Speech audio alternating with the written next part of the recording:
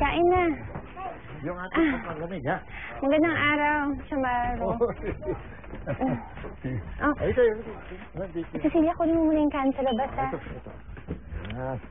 Sige. Ano nangyari dyan? Pagod tayo, eh. Masaya naman. Maganda yun lang. Bunggo. Si Itay. Alam mo naman yun, eh. Laging nakakulong sa kwarto. Hindi pa nga kumakain yun, eh. Wali kami. Kahit kakain tayo. Kain na ho. Kanina inaprobahan ng Senado ang 6 na buwan pang extensyon sa CARP o Comprehensive Agrarian Reform Law. Ngunit ayon sa mga magsasaka, paraan lang daw ito para pigilan ang mga protesta. Nangagamba ang mga magsasaka na hanggat wala ang reforma sa CARP, ay lalo lang lalaganap ang land eviction at land grabbing, lalo na sa kanayunan. Magbabalik kami pagkatapos ng ilang paalala.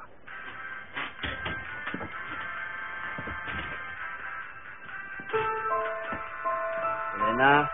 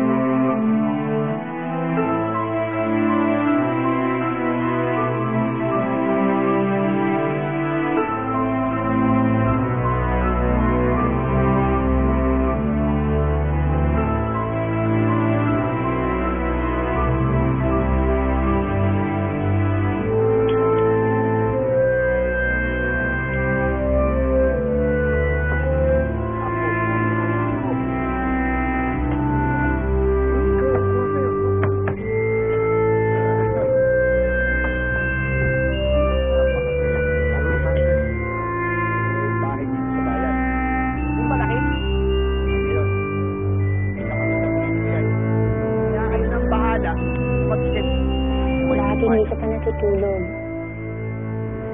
Ano naman bang iniisip mo?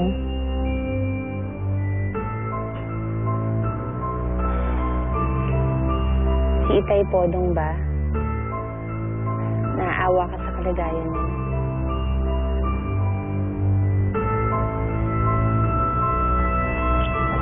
Gusto ko siya paggamot. Wala naman tayong pera eh.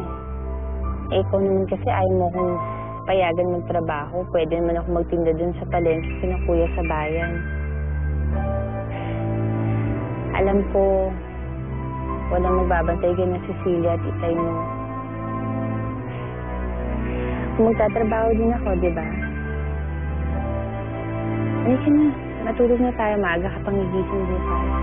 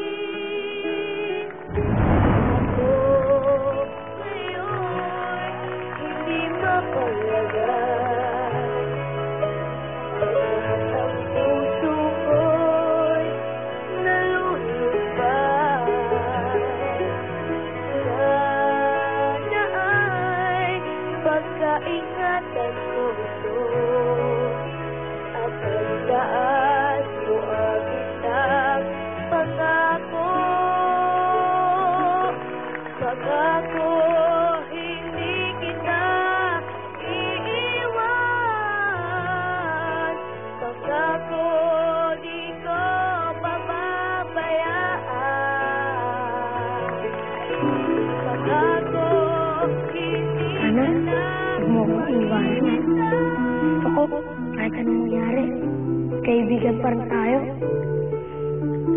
O ano? Sagot, kundi ikaw naman ang pipitigin ko. O anak, promise?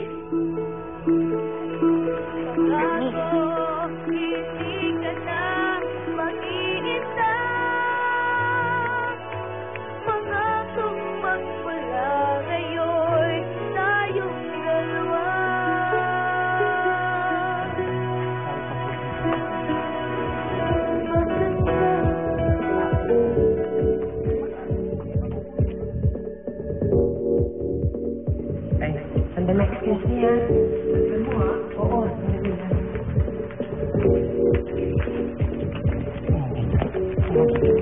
Ano ginagawa mo dito? At ano pa yung medalya suot-suot mo dyan, ha? Nanalo po ang second prize sa singing contest kanina. Second prize lang. Pumunta ka pa rito sa akin para pag malaki ng second prize ka lang pala. Alam bang nasa edad mo ako? Ha? Pag sumasali ako sa mga singing contest, laging first prize ako. Naintindihan ba ako? Hindi ka tulad mo. Bobo ka! Hindi ko magaling. Kaya miss mo dito. Uy!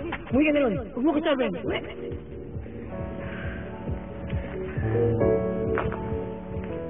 Ana, dito yung sinabi ng nanay mo. Magaling ka. Hindi, Totol. Tama si Inay. Hindi ako magaling kaya dapat galingan ko pa. Para sa susunod, mag-first place na ako. Dadaigan ko si Nanay. Alam mo, paglaki ko, gusto ko maging sikat na singer.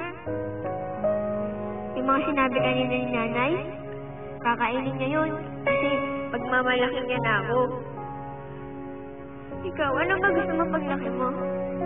Ang makasama ang tatay ko. Yun lang gusto ko. Iba pa ang makakasama ang tatay mo? Eh, nakakulong yun. Tsaka alam ba, ang tatay mo ay masamang tao. Isa siyang kriminal. Kaya ayoko susunod-sunod ka dito kay Ana. Ayoko magkaroon tong anak ko na isang kaibigan ng anak ng isang kriminal. Nakulot mo! Hindi mo ako? Tama na po, huwag niyo pagalitaan ng ganyan si Totoy. Tumigil ka nga! Isa ka pa dyan! Ayoko nakikipagkaibigan ka sa kutong lupa. Naintindihan ba ako, Ana? Oras na suwayin mo ako, tignan mo, makakatingin ka sa akin. Naintindihan ba ako? Sige na! Yatin sa kita!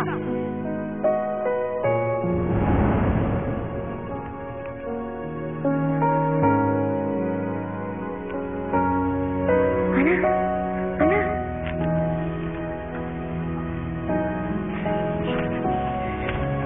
Ba't ka nandito? Nawa ko tong kwintas para sa'yo. Para kahit tayo na namin magkaibigan tayo, kaibigan pa rin kita.